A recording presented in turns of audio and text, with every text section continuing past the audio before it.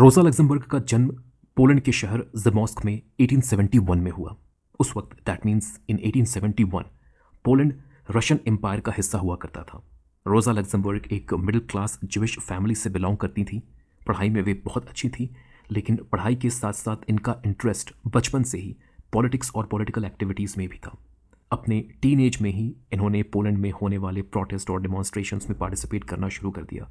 लेकिन इनकी ये जो अर्ली पॉलिटिकल एक्टिविटीज़ थी, ये एक्टिविटीज़ पोलैंड के अथॉरिटीज़ को पसंद नहीं आ रही थी।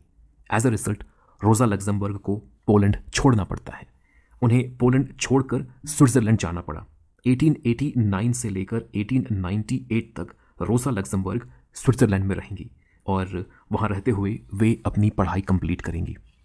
1898 में यूनिवर्सिटी ऑफ ज्यूरिख से रोज़ा लग्जमबर्ग ने इकोनॉमिक्स में अपनी पीएचडी फिनिश की।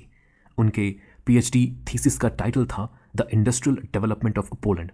यूनिवर्सिटी एजुकेशन के दौरान ही 1893 में रोज़ा लग्जमबर्ग ने अपने दूसरे सोशलिस्ट साथियों के साथ मिलकर एक पॉलिटिकल पार्टी को भी फाउंड किया। The name of the political party was social democracy of the kingdom of Poland and Lithuania.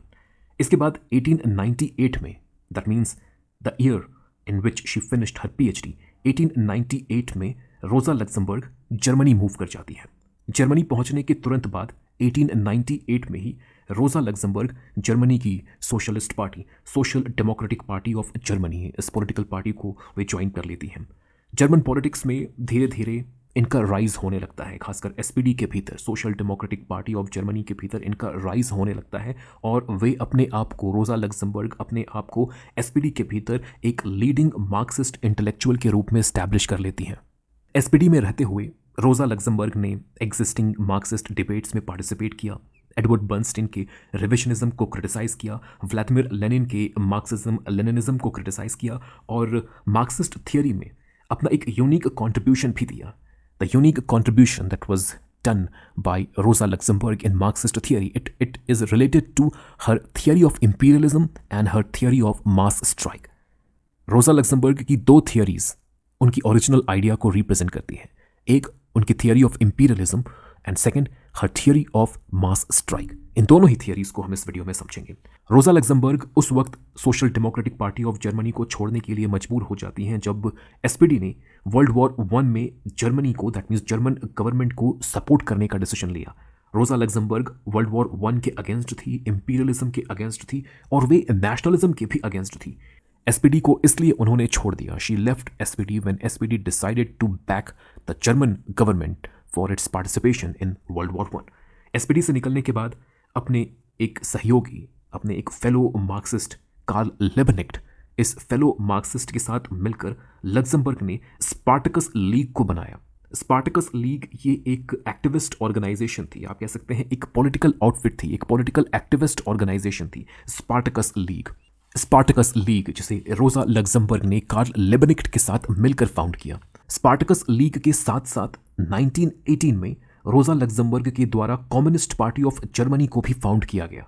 रोज़ा लग्जमबर्ग की ये जितनी भी पॉलिटिकल ऑर्गेनाइजेशंस, पॉलिटिकल आउटफिट्स थीं, जिन पॉलिटिकल ऑर्गेनाइजेशंस को वे बना रही थी, फाउंड कर रही थी, इन सभी पॉलिटिकल ऑर्गेनाइजेशंस को एंटी गवर्नमेंट, एंटी एस्टैब्लिशमेंट समझा जाता था। 1919 में जर्मनी के भीतर गवर्नमेंट के अगेंस्ट एक वायलेंट प्रोटेस्ट की शुरुआत होती है। इस प्रोटेस्ट को स्पार्टसिस्ट अपराइजिंग कहा गया क्योंकि इस प्रोटेस्ट को लीड कर रहे थे कार्ल लेबनिक्ट। स्पार्टकस लीग के को फाउंडर कार्ल लेबनिक्ट इस अपराइजिंग को, इस प्रोटेस्ट को लीड कर रहे थे, इसलिए इस प्रोटेस्ट को, इन डिमॉन्स्ट्रेशंस को स्पार्टसिस्ट अपराइजिंग कहा गया। इंटरेस्टिंग बात यहाँ पर यह है कि इस अपराइजिंग से रोज़ा लग्जमबर्ग डायरेक्टली जुड़ी नहीं थी। इनफैक्ट रोज़ा लग्जमबर्ग ने कार्ल लेबनिक्ट को मना भी किया कि वे इस अपराइजिंग को शुरू ना करें, इस प्रोटेस्ट डिमॉन्स्ट्रेशन को वे शुरू ना करें। रोज़ा लग्जमबर्ग ने कार्ल लेबनिक्ट को डिस्करेज भी किया इस अपराइजिंग के लिए, बट कार्ल लेबनिक्ट ने इन प्रोटेस्ट एंड डिमॉन्स्ट्रेशंस की शुरुआत की और इस अपराइजिंग को जर्मन अथॉरिटीज़ के द्वारा ब्रूटली सप्रेस किया गया और कार्ल लेबनिक्ट को जर्मन अथॉरिटीज़ ने अरेस्ट कर लिया। कार्ल लेबनिक्ट के साथ साथ रोज़ा लग्जमबर्ग को भी जर्मन अथॉरिटीज़ ने, जर्मन पुलिस ने अरेस्ट कर लिया और हिरासत में ही, कस्टडी में ही इन दोनों की हत्या कर दी गई। कार्ल लेबनिक्ट एंड रोज़ा लग्जमबर्ग 1919 में इन दोनों की हत्या जर्मन अथॉरिटीज़ के द्वारा कर दी जाती है। So this is how the life of Rosa Luxemburg, a brilliant political theorist, a brilliant political philosopher and an activist, this is how her life comes to an end. अपने जीवन काल में Rosa Luxemburg के द्वारा कई किताबें लिखी गई। क्रोनोलॉजिकल ऑर्डर में इनके पॉलिटिकल राइटिंग्स को अगर हम अरेंज करें तो शुरुआत हम 1898 से कर सकते हैं। 1898 में इनकी doctoral thesis the industrial development of Poland ये पब्लिश होती है। इसके बाद 1899 में रोजा लग्जमबर्ग की एक पाथ ब्रेकिंग बुक पब्लिश होती है, रिफॉर्म और रेवोल्यूशन। एक बहुत ही इंपॉर्टेंट, एक लैंडमार्क पब्लिकेशन रोजा लग्जमबर्ग के द्वारा, रिफॉर्म और रेवोल्यूशन 1899। 1904 में organisational question of the Russian social democracy. इसके बाद 1906 में the mass strike, the political party and the trade union. फिर 1908 में the national question and autonomy and 1910 theory and practice. 1912 women's suffrage and class struggle. 1913 the accumulation of capital. 1916 the crisis in German social democracy, जिसे Junius pamphlet भी कहते हैं। 1918 the Russian revolution और 1919 order prevails in Berlin. This was the last article which she wrote before her death. रोजा Luxemburg के इन सभी political writings को अगर हम सिंथेसाइज करें, समराइज करने की कोशिश करें, तो उनके पॉलिटिकल फिलॉसफी को हम इन 4 हेडिंग्स में डिवाइड कर सकते हैं।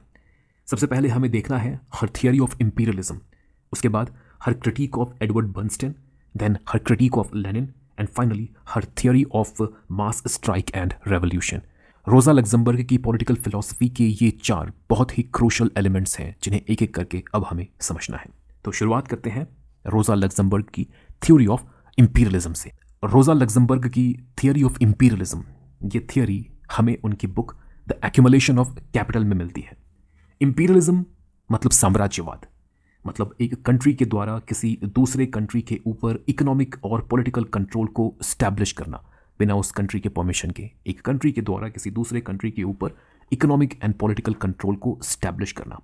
सवाल यहाँ पर यह है कि इंपीरियलिज्म और कैपिटलिज्म ये दोनों आपस में कैसे जुड़े हैं, कैसे रिलेटेड हैं। कई मार्क्सिस्ट थिंकर्स जैसे लेनिन एंड ऑल्सो रोजा लग्जमबर्ग, इन थिंकर्स का मानना है कि इंपीरियलिज्म और कैपिटलिज्म ये दोनों एक दूसरे से क्लोजली रिलेटेड होते हैं, दोनों एक दूसरे के कॉन्सिक्वेंस होते हैं।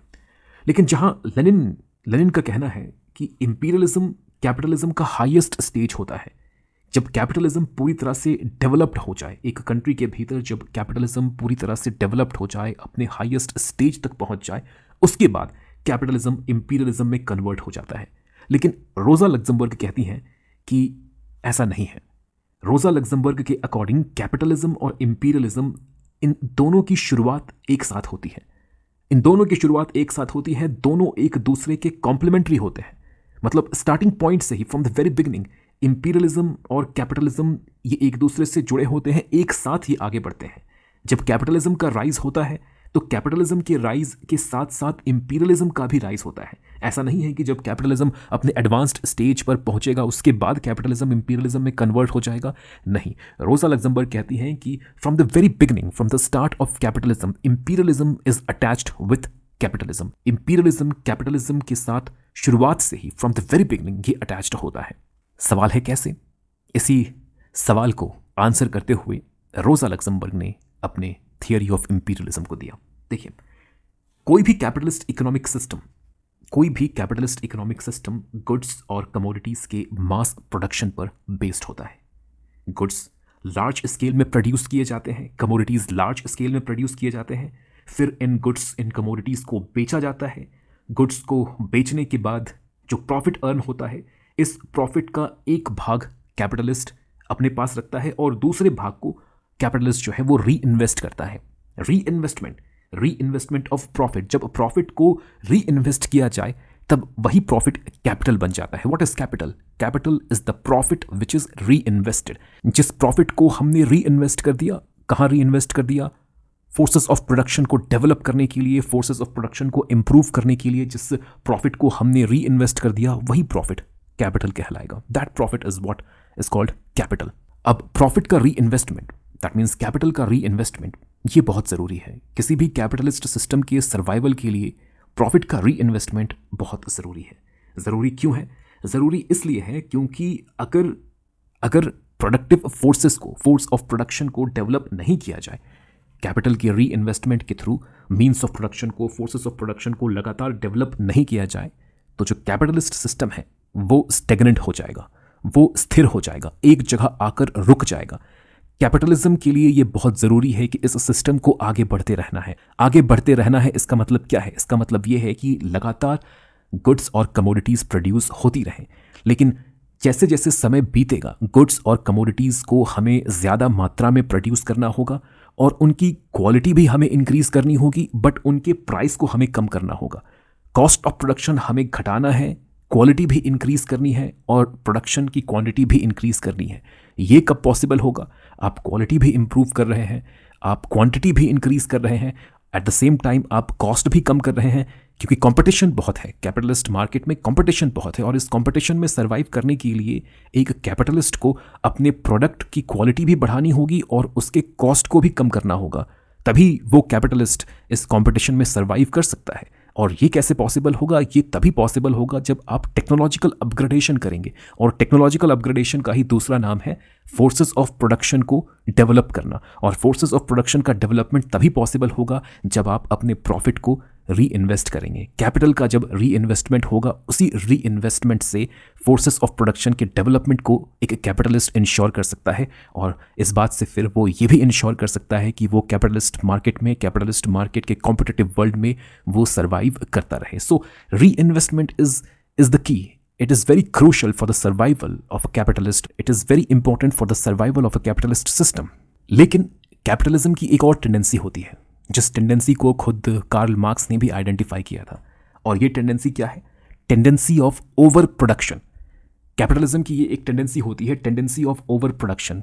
ओवर प्रोडक्शन अगर होगा तो सरप्लस वैल्यूज बच जाएंगे, क्योंकि डिमांड ग्रो नहीं कर रहा, डिमांड स्टेगनेंट है, डिमांड फिक्स्ड है, लेकिन आप प्रोडक्ट्स और कमोडिटीज़ को ज़्यादा से ज़्यादा मात्रा में प्रोड्यूस कर रहे हैं। तो जो कमोडिटीज़ नहीं बिकी, जो प्रोडक्ट्स मार्केट में नहीं बिकी, जिनका डिमांड मार्केट में नहीं है, वे सरप्लस वैल्यूज़ बन जाएंगी। और अगर ये सरप्लस वैल्यूज़ बहुत ज़्यादा हो, इनकी मात्रा अगर बहुत ज़्यादा हो, तो फिर जो कैपिटलिस्ट है उसे लॉस सफ़र करना पड़ेगा, उसे लॉस सफ़र करना पड़ेगा। और अगर लॉस होगा दैट मीन्स प्रॉफिट नहीं है, प्रॉफिट नहीं है दैट मीन्स वो फिर प्रॉफिट को री इन्वेस्ट नहीं कर पाएगा, कैपिटल का री इन्वेस्टमेंट नहीं होगा दैट मीन्स प्रोडक्टिव फोर्सेस को फिर वो डेवलप नहीं कर पाएगा।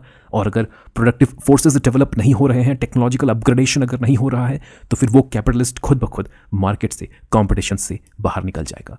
तो ये जो सरप्लस वैल्यूज़ है, ओवर प्रोडक्शन की वजह से ये जो सरप्लस वैल्यूज़ क्रिएट होती हैं कैपिटलिस्ट सिस्टम में, ये एक कॉज ऑफ कंसर्न बन जाती है। डोमेस्टिक मार्केट में in surplus goods, in surplus values का डिमांड नहीं होता।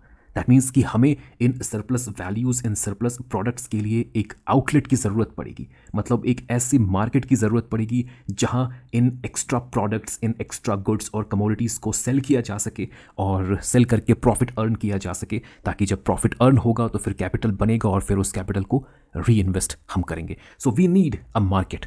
We need a market where these surplus products, these extra commodities can be sold and profit can be earned. रोजा Luxemburg कहती हैं कि इस तरह की मार्केट ये कैपिटलिस्ट इकोनॉमीज़ में एग्जिस्ट नहीं करती। कैपिटलिस्ट इकोनॉमीज़ में एग्जिस्ट नहीं करती क्योंकि कैपिटलिस्ट इकोनॉमीज़ वो सैचुरेट हो चुका है, जितनी डिमांड है वहाँ पर उतना प्रोडक्शन वहाँ पर हो चुका है। अब वहाँ पर एक्स्ट्रा प्रोडक्शन के लिए कोई मार्केट नहीं है। कैपिटलिस्ट कंट्रीज़ में एक्स्ट्रा प्रोडक्शन के लिए, एक्स्ट्रा प्रोडक्ट्स और एक्स्ट्रा वैल्यूज़ के लिए कोई मार्केट नहीं है। तो जिस आउटलेट की हम यहाँ पर बात कर रहे हैं, ये आउटलेट इन कैपिटलिस्ट कंट्रीज़ में मौजूद नहीं है। ये आउटलेट, ये मार्केट जहाँ पर इन एक्स्ट्रा गुड्स को, प्रोडक्ट्स को सेल किया जा सकता है, ये मार्केट एग्जिस्ट करती हैं उन कंट्रीज़ में जिन कंट्रीज़ में अभी कैपिटलिज्म नहीं पहुँचा है। That is the pre capitalist economies, pre capitalist economies, pre capitalist territories. यहाँ पर ये आउटलेट, ये मार्केट एग्जिस्ट करती हैं जहाँ पर कैपिटलिस्ट अपने सरप्लस प्रोडक्ट्स को, अपने सरप्लस कमोडिटीज़ को जाकर सेल कर सके और प्रॉफिट अर्न कर सके। तो अगर कैपिटलिज्म को सर्वाइव करना है, अगर कैपिटलिज्म को सर्वाइव करना है तो कैपिटलिज्म को प्रॉफिट अर्न करना होगा, री इन्वेस्टमेंट करना होगा, और प्रॉफिट अर्न करने के लिए कैपिटलिज्म को नए मार्केट्स की ज़रूरत पड़ेगी, नई मार्केट्स की ज़रूरत पड़ेगी। और ये नए मार्केट्स कहाँ हैं? ये प्री कैपिटलिस्ट टेरिटरीज़ में है। तो अगर कैपिटलिज्म को सर्वाइव करना है तो कैपिटलिज्म को इन प्री कैपिटलिस्ट टेरिटरीज़ को एक्सेस करना ही होगा। There is no other alternative. और इन प्री कैपिटलिस्ट इकोनॉमीज़ को, इन प्री कैपिटलिस्ट टेरिटरीज़ को एक्सेस करना, this is what is imperialism. यही इंपीरियलिज्म है, यही साम्राज्यवाद है। So capitalism, it must spread to these pre-capitalist economies and territories if it wants to survive. और pre capitalist territories में कैपिटलिज्म के इसी स्प्रेड को हम इंपीरियलिज्म कहते हैं। और इंपीरियलिज्म का ये लॉजिक, ये इनहेरेंटली बाय डिफॉल्ट ये कैपिटलिज्म से जुड़ा होता है। ये कैपिटलिज्म का हाईएस्ट स्टेज नहीं है। इंपीरियलिज्म कैपिटलिज्म से अटैच्ड है। इंपीरियलिज्म का लॉजिक कैपिटलिज्म से अटैच्ड है right from the very beginning. लेकिन इंपीरियलिज्म के लिए मौजूद ये जो प्री कैपिटलिस्ट टेरिटरीज हैं, ये हमेशा लिमिटेड होंगी। और इन लिमिटेड टेरिटरीज के लिए कैपिटलिस्ट कंट्रीज के बीच फियर्स कंपटीशन होगा। ये इंपीरियलिस्ट कंपटीशन ही बाद में युद्ध का कारण बनेगा। और वर्ल्ड वॉर वन इसी तरह के इंपीरियलिस्ट कंपटीशन का नतीजा था। रोजा लग्जमबर्ग कहती हैं, what was world war one? World war one was the consequence, was the result of these imperialist competitions, these competitions for pre capitalist economies and pre capitalist territories. So this is the theory of imperialism as given by Rosa Luxemburg. Rosa Luxemburg की political philosophy से related next topic है critique of Edward Bernstein's revisionism. Rosa Luxemburg ने Edward Bernstein के revisionism को कैसे criticize किया, इसे समझते हैं। एडवर्ड बर्नस्टीन जो एक एवोल्यूशनरी सोशलिस्ट थे, एडवर्ड बर्नस्टीन का मानना था कि सोशलिज्म को स्टैब्लिश करने के लिए रेवोल्यूशन की ज़रूरत नहीं है। रेवोल्यूशन की ज़रूरत नहीं है, खासकर वायलेंट रेवोल्यूशन की ज़रूरत नहीं है। एडवर्ड बर्नस्टीन कहते हैं कि रेवोल्यूशन के बिना भी कैपिटलिज्म को रिफॉर्म करके कैपिटलिज्म के भीतर हम सोशलिज्म को एस्टैब्लिश कर सकते हैं, सोशलिज्म को डेवलप कर सकते हैं। सोशलिस्ट गोल्स को कैपिटलिज्म के तहत रहते हुए भी अचीव किया जा सकता है by reforming capitalism. This was the argument which was given by Edward Bernstein. और इसी आर्ग्यूमेंट को रिविजनिज्म कहते हैं। मार्क्सिज्म में, सोशलिज्म में इसी आर्ग्यूमेंट को, एडवर्ड बर्नस्टीन के द्वारा दिए गए इसी आर्ग्यूमेंट को रिविजनिज्म कहते हैं। लेकिन रोजा लग्जमबर्ग एडवर्ड बर्नस्टीन के इस रिविजनिज्म को क्रिटिसाइज करती है। अपने एक one of the most famous work reform और रेवोल्यूशन में एडवर्ड बर्नस्टीन के इस रिविजनिज्म को रोजा लग्जमबर्ग ने वेहेमेंटली क्रिटिसाइज किया है। रोजा लग्जमबर्ग कहती हैं अपने इस बुक रिफॉर्म और रेवोल्यूशन में, रोजा लग्जमबर्ग कहती हैं कि आप कैपिटलिज्म को, कैपिटलिस्ट सिस्टम को जितना चाहें उतना रिफॉर्म कर ले, लेकिन आप कैपिटलिज्म के भीतर से वर्किंग क्लास के एक्सप्लॉयटेशन के फंडामेंटल लॉजिक को कैपिटलिज्म से आप रिमूव नहीं कर सकते। कैपिटलिज्म इस फंडामेंटल लॉजिक पर बेस्ड होता है। इस फंडामेंटल लॉजिक को आप कैपिटलिज्म से कभी अलग नहीं कर सकते। कैपिटलिज्म के एक्सप्लॉयटेटिव नेचर को आप कैपिटलिज्म से रिमूव नहीं कर सकते। और रोजा लग्जमबर्ग के अकॉर्डिंग कुछ समय के लिए हमें ऐसा लग सकता है कि कैपिटलिज्म वर्किंग क्लास के लिए फेवरेबल बन चुका है। कैपिटलिज्म के भीतर वर्किंग क्लास के लिए कई रिफॉर्म्स इंट्रोड्यूस किए जा चुके हैं, लेकिन हमें समझना होगा, रोजा लग्जमबर्ग कहती हैं कि हमें समझना होगा कि ये सभी वेलफेयर मेजर्स और रिफॉर्म्स ये टेम्पररी नेचर के होंगे, ये कभी भी परमानेंट नहीं हो सकते। जब कभी भी कैपिटलिस्ट सिस्टम में इकोनॉमिक क्राइसिस की स्थिति उत्पन्न होगी, जब कभी भी कोई इकोनॉमिक क्राइसिस आएगा, तब कैपिटलिस्ट क्लास के द्वारा इन सभी रिफॉर्म्स को रिवर्स कर दिया जाएगा। इन सभी रिफॉर्म्स को, इन सभी वेलफेयर मेजर्स को वापस ले लिया जाएगा और वर्किंग क्लास के लोग फिर से वहीं पहुंच जाएंगे जहां से उन्होंने शुरुआत की थी। और ये साइकिल यूं ही चलता रहेगा। जब परिस्थितियां ठीक होंगी, जब इकोनॉमिक कंडीशन अच्छा होगा, at that point of time capitalist class के द्वारा वर्किंग क्लास को कई बेनिफिट्स दी जाएंगी, उनके लिए वेलफेयर मेजर्स लिए जाएंगे, उनके लिए रिफॉर्म्स इंट्रोड्यूस किए जाएंगे। लेकिन जब इकोनॉमिक क्राइसिस की स्थिति उत्पन्न होगी, जब इकोनॉमिक क्राइसिस आएगा, at that point of time in सभी वेलफेयर मेजर्स को स्टॉप कर दिया जाएगा, सभी रिफॉर्म्स को रिवर्स कर दिया जाएगा और जो वर्किंग क्लास है वे फिर से अपने पुअर कंडीशन में पहुंच जाएंगे। तो इन रिफॉर्म्स को देखकर, कैपिटलिस्ट क्लास के द्वारा लाए गए इन रिफॉर्म्स को देखकर और लिए गए इन वेलफेयर मेजर्स को देखकर हम ये समझने की भूल नहीं कर सकते कि कैपिटलिज्म को रिफॉर्म किया जा सकता है, कैपिटलिज्म को बदला जा सकता है और कैपिटलिज्म के भीतर ही सोशलिज्म को डेवलप किया जा सकता है। कैपिटलिज्म के तहत रहते हुए भी हम सोशलिस्ट गोल्स को अचीव कर सकते हैं। इस बात पर बिलीव करने की भूल वर्किंग क्लास नहीं कर सकता। हम इस बात पर बिलीव करने की भूल नहीं कर सकते। रोजा लग्जमबर्ग ये भी कहती है कि वर्किंग क्लास के कंडीशन में परमानेंट बदलाव लाने के लिए वर्किंग क्लास को खुद पॉलिटिकल पावर को कैप्चर करना होगा। कैसे कैप्चर करना होगा? सोशलिस्ट रेवोल्यूशन के माध्यम से पॉलिटिकल पावर को कैप्चर करना होगा। सिर्फ रेवोल्यूशनरी एक्शन के माध्यम से ही, सिर्फ रेवोल्यूशनरी एक्शन के थ्रू ही वर्किंग क्लास, समाज में वर्किंग क्लास के लिए पॉलिटिकल और इकोनॉमिक डेमोक्रेसी को स्टैब्लिश किया जा सकता है। वर्किंग क्लास का वेलफेयर सिर्फ और सिर्फ तभी पॉसिबल होगा जब वर्किंग क्लास के द्वारा रेवोल्यूशन के माध्यम से पॉलिटिकल पावर को कैप्चर किया जाएगा। Only then permanent solution can be achieved to the problem of the working class. So this is how Rosa Luxemburg critiqued Edward Bernstein's revisionism. Next topic is Rosa Luxemburg's critique of Lenin.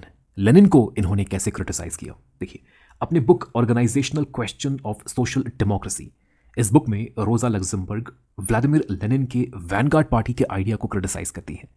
Socialism को establish करने के लिए और capitalism को खत्म करने के लिए रेवोल्यूशन जरूरी है, रेवोल्यूशन इज नीडेड। यहाँ पर लेनिन और रोजा लग्जमबर्ग दोनों अग्री करते हैं, दोनों रेवोल्यूशन को सपोर्ट करते हैं, लेनिन भी और लग्जमबर्ग भी।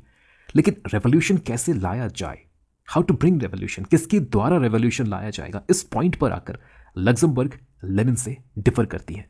लेनिन के अकॉर्डिंग वर्किंग क्लास के लोग ये खुद रेवोल्यूशन लाने में सक्षम नहीं होते, they are not capable of bringing a socialist और a communist revolution according to Lenin. Revolution को लाने के लिए लेनिन कहते हैं कि रेवोल्यूशन को लाने के लिए एक elite well trained political party की ज़रूरत होगी, जिस पॉलिटिकल पार्टी को लेनिन वैनगार्ड पार्टी कहते हैं, और जिस पॉलिटिकल पार्टी में सिर्फ उन्हें इंक्लूड किया जाएगा जिनके भीतर रेवोल्यूशनरी पोटेंशियल होगी, जो रेवोल्यूशनरी टैक्टिक्स में ट्रेंड होंगे, मार्क्सिस्ट आइडियोलॉजी में पूरी तरह से ट्रेंड होंगे। इन्हीं प्रोफेशनल रेवोल्यूशनरीज को इस वैनगार्ड पार्टी में इंक्लूड किया जाएगा, इस वैनगार्ड पार्टी की मेंबरशिप इन्हीं प्रोफेशनल रेवोल्यूशनरीज को दी जाएंगी। रोजा लग्जमबर्ग लेनिन के इस वैनगार्ड पार्टी के कॉन्सेप्ट को अपोज करती है।